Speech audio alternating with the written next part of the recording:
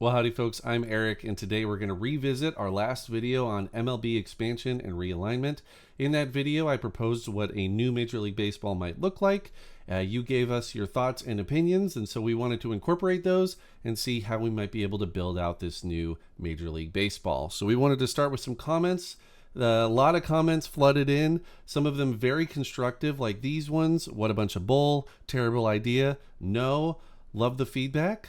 But some of them were a little bit more comprehensive. This one from Kitty Perfect, really like this one. Portland, Montreal, Charlotte, Raleigh, Durham, Nashville, Utah, Las Vegas should all be considered for expansion, relocation, and realignment. Seattle needs a travel partner. Milwaukee and Minnesota should be in the same division. Philadelphia and Pittsburgh in the same division. Montreal and Toronto should be in the same division. New York Mets and Yankees, Dodgers, and the Angels, White Sox, and Cubs should be in separate leagues. Detroit and Toronto should be in the same division. You can't separate Dodgers and Giants, Cubs and Cardinals, Pittsburgh and Cleveland in the same division would be great. Lots of things to unpack here. I won't be able to incorporate all this feedback, but I definitely heard it and wanted to see how we might be able to incorporate at least some of it. I also talked to my buddy Zach, who is the only person I know who plays out of the park baseball 24 hours a day. I see you on Steam, Zach. I see you. So he's got a lot of baseball knowledge and a lot of baseball opinions. So this is what he had to chime in when he saw the video. He said, I don't know how to do it better, but I hate breaking up the Ohio teams. I hate not giving the O's Phillies as a rival, and I hate the Twins not getting Milwaukee. The issue with the Twins not getting Milwaukee is they'd have to lose Chicago because you can't break up the Cubs in St. Louis. And these are all valid points. Zach is both a Baltimore Orioles and a Minnesota Twins fan, both in the American League. I don't know what you're doing, Zach, but that's kind of where he's coming from with this feedback, and I wanted to see how we might be able to incorporate that. So, once again, we're breaking this down into 4-team divisions. Then we will combine those 4-team divisions into 8-team divisions so that we can use a new playoff structure. I proposed a playoff structure in my last video that I thought was pretty good, but if you look, Jomboy recently published his version of the MLB playoffs, and that's getting a lot of buzz.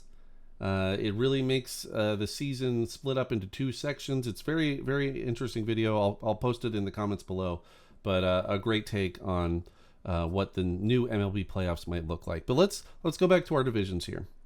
So what did we want to do? We wanted to have the Pennsylvania teams in the same division, the Ohio teams in the same division. We wanted to get Milwaukee and the Twins in the same division.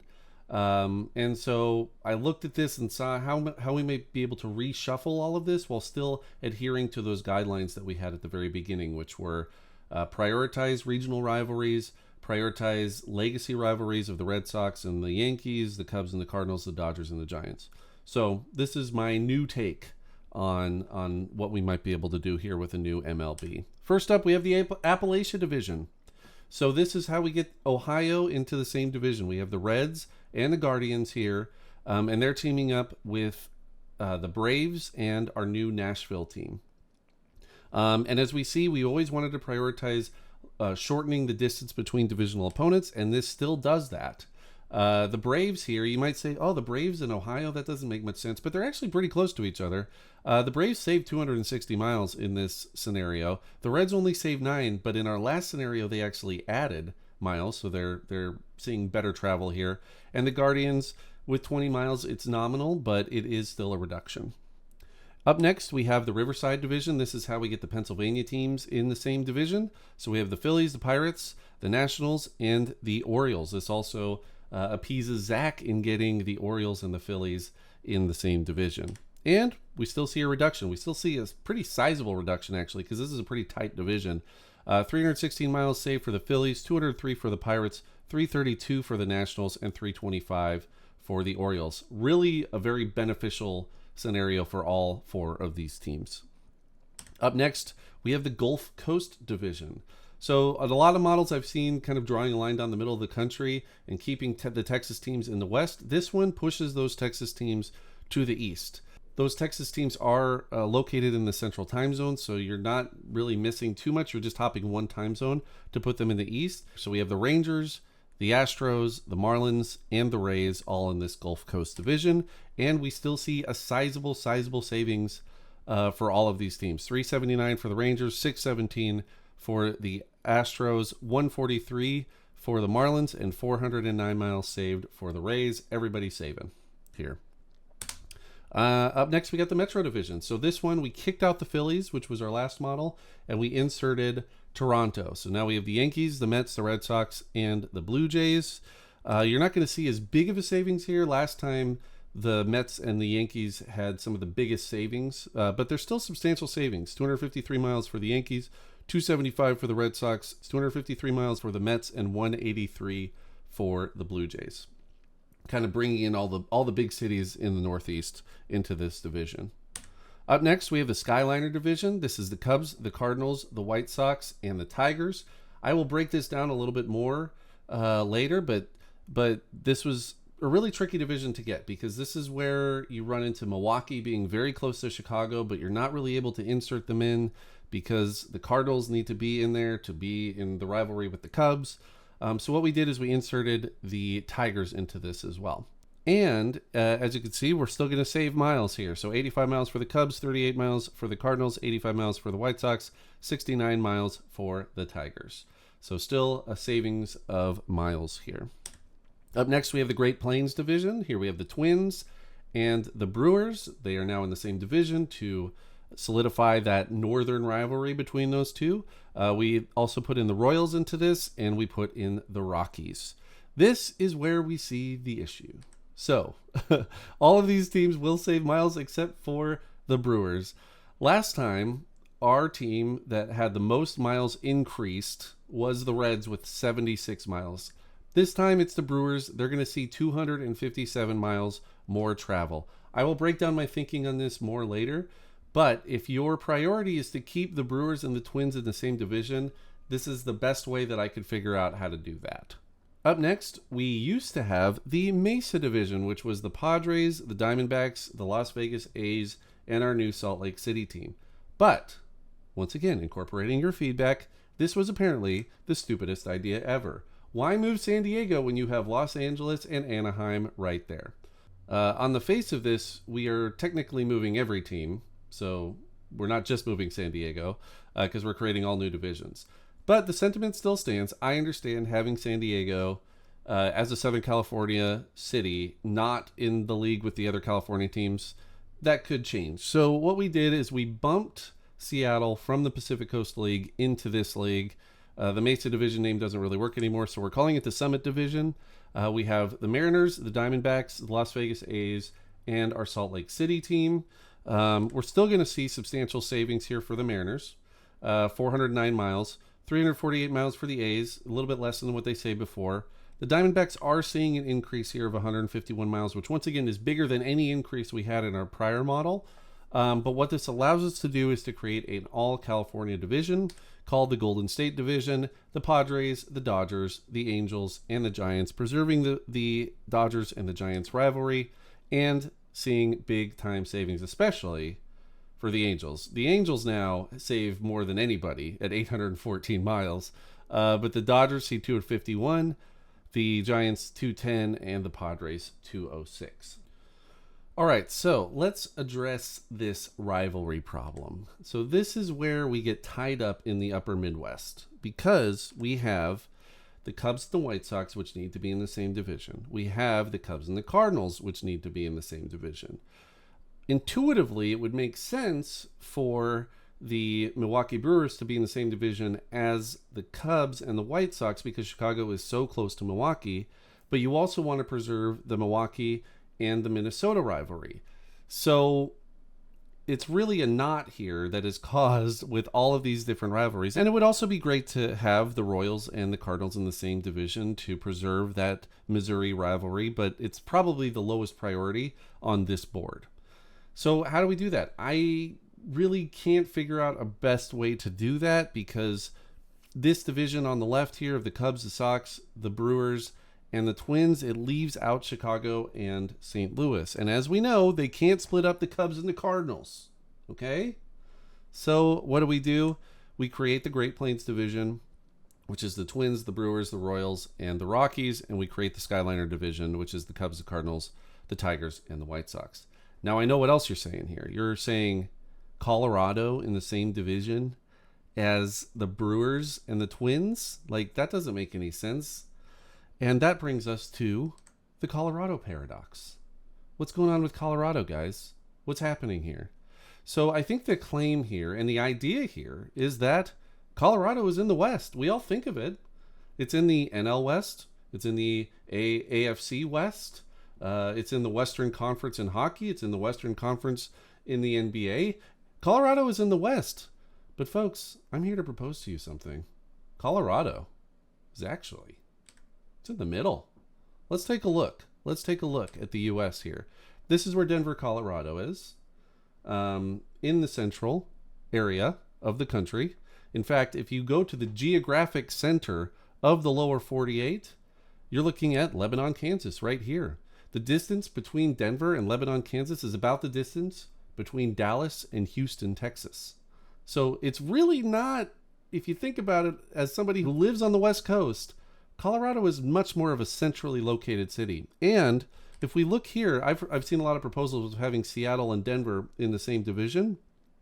But the distance between Seattle and Denver, if you compare that to the distance between Seattle and Milwaukee, it's 1,024 miles between Seattle and Denver, and it's 895 miles between Denver and Milwaukee. So folks, I don't think it makes total and complete nonsense to put Denver in the same division as the Brewers, the Royals, and the Twins. They're all in that middle of the country, and they can all represent that Great Plains division. Okay, so let's dive into the numbers a little bit deeper here. So the biggest winners in this new model are the Angels. They save 814 miles between divisional opponents, just going back to California. The Astros 617, the Rays and the Mariners at 409, the Rangers 379, the Mets 353, the LVAs at 348, the Washington Nationals at 332, the Orioles at 325, and the Phillies at 316. These are your biggest winners. All in all, 17 teams save over 200 miles in average distance between divisional opponents, but only 19 teams save over 100 miles. So that means that 13 of the teams see less than 100 miles saved, and 2 of them see a travel increase in this new model. So most teams only see a nominal savings in their distance between divisional opponents. The biggest winners in total miles, you can see the Orioles are only traveling 107 between divisional opponents, the Nationals 116, the Phillies 157, the Dodgers and Angels 161, the Cubs and White Sox 167, and the Yankees and Mets 177. So these are your biggest winners in terms of total miles traveled on average between divisional opponents. All in all, we'll save 6,347 total miles between divisional opponents, which is approximately the distance between Los Angeles and Beijing.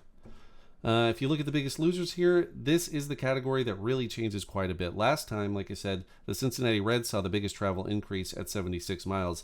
This time, it's the Brewers at 257 and the Diamondbacks at 151.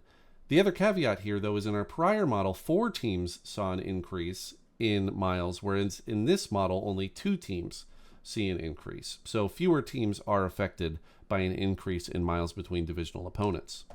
And then if you look at the most travel in this new alignment, it's still the Mariners, and it always will be the Mariners traveling the most, but they see a 409-mile reduction in their travel. The Marlins will travel second most at 767. Go figure, the 2 teams in the 2 corners of the country will travel more.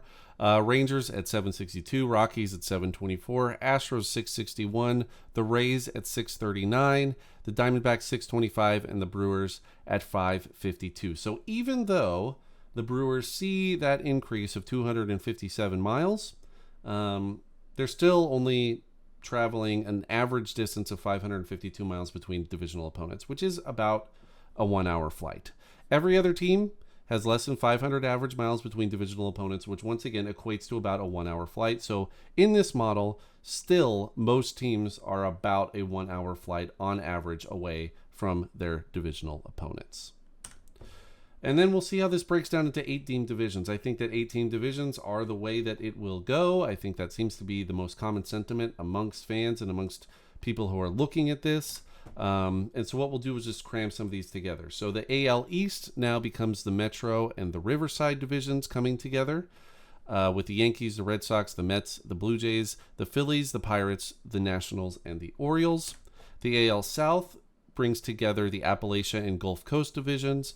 So we have the Reds, the Braves, the Guardians, the Nashville team, the Rangers, the Astros, the Marlins, and the Rays. Our NL Central looks like this: the Cubs, the Cardinals, the Brewers, and the Twins. So now we get those two teams together, and the Chicago teams and Milwaukee. The White Sox, the Tigers, the Rockies, and the Royals. And then we look at the NL West, which is the Padres, the Dodgers, the Giants, the Angels, the Mariners, the Diamondbacks, the A's, and our Salt Lake City team. So this is the new model. This is trying to incorporate all the feedback that I've gotten on my previous video, but I still have to say that I like the model presented in my previous video better. And the reason why is because I think it aligns more closely with what Rob Manfred presented in Sunday Night Baseball a few weeks ago. Let's revisit his comments. I think if we expand, it provides us with an opportunity to geographically realign. I think we can save a lot of wear and tear on our players in terms of travel, and I think our postseason format would be even more appealing for entities like ESPN, because you would be playing out of the East, out of the West. That 10 o'clock time slot, where we sometimes get Boston and Anaheim, would be two West Coast teams, and that 10 o'clock slot, that's a problem for us, sometimes becomes a real opportunity for our West Coast audience. So it sounds to me like, above all else, Rob Manfred wants to prioritize time zones. And the reason for that is so that they can have primetime games in the West that don't start super late, 10 p.m. for teams in the East. And the issue with this new reconfiguring that we presented in this new video is that it doesn't really accomplish that. So as I mentioned in my previous video, I want to preserve the American League and the National League so that the World Series is still played between the American League and the National League. The way that we do that is that we create the Eastern teams as the American League and we create the Western teams as the National League. The issue here with the model that I presented today is that that Western League, that National League, stretches across all 4 time zones now. So because of the Skyliner division, the Cubs, the Cardinals, the White Sox, and the Tigers means that the National League now stretches all the way across the country. So you could still potentially have a team like the Giants playing a team like the Tigers, which really doesn't adhere to that new model that Rob Manfred seems to be presenting. In my previous model, the National League didn't stretch all the way into the Eastern time zone, whereas in this model it does. So I don't think that that really accomplishes what Rob Manfred presented. And I think that previous model really does create a more regional Major League Baseball as opposed to something that stretches across all 4 time zones. So that's it, folks. That's the new revised version of this MLB expansion and realignment. One of my favorite things about presenting this is all the comments that have come through. So please leave your thoughts in the comment thread below. I can't wait to read them, and we'll see you next time.